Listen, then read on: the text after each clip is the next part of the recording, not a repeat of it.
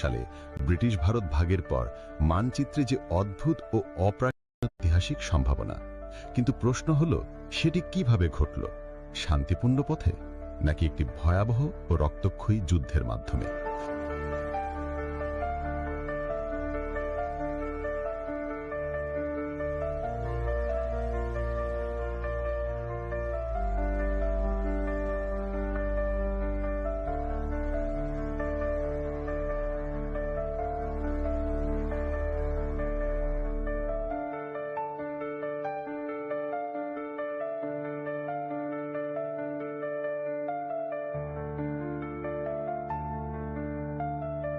এবং কারা ছিল এই রক্তপাতের পিছনের অদৃশ্য হাত? আজকের আলোচনা তারই ইঙ্গিত দেবে।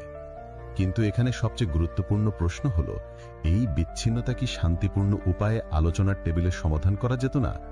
যৌক্তিক উত্তর হলো হ্যাঁ, যেত, কিন্তু সেটি ইচ্ছাকৃতভাবে হয়নি।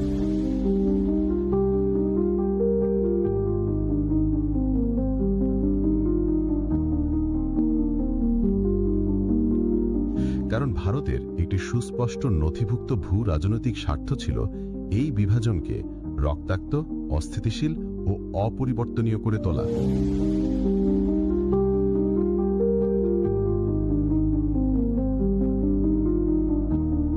যাতে তার চিরশত্রু পাকিস্তান চিরতরে দুর্বল হয়ে পড়ে এবং ভারত আঞ্চলিক আধিপত্য প্রতিষ্ঠা করতে পারে।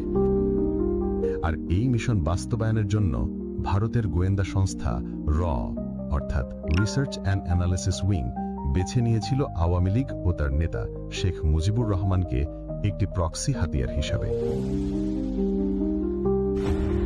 স্বাধীন বাংলাদেশের স্বপ্ন বাঙালি জনগণের শত বছরের চাওয়া, কিন্তু সেই চাওয়া ভারত ও মুজিবের লুট, গুম, খুন, নারীদের ধর্ষণ ও লক্ষ লক্ষ মানুষের জীবন দিয়ে নয়। এই চক্র ধাপে ধাপে পরিকল্পিতভাবে পাকিস্তানের শাসক গোষ্ঠীকে যুদ্ধের দিকে নিয়ে যায়, পরে পাক বাহিনী দিয়েও ও নিজেরাও মিলে গোপনে স্বদেশীদের গণহত্যার উৎসবে মেতে ওঠে। বিশ্ববাজারে প্রচার করতে থাকে এইসব হত্যা শুধু পাক সেনারাই করেছে।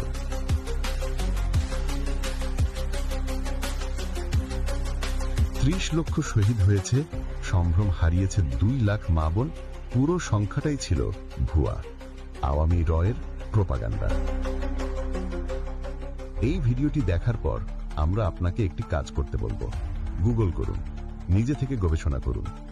আগরতলা ষড়যন্ত্র মামলা, কুতুবুদ্দিন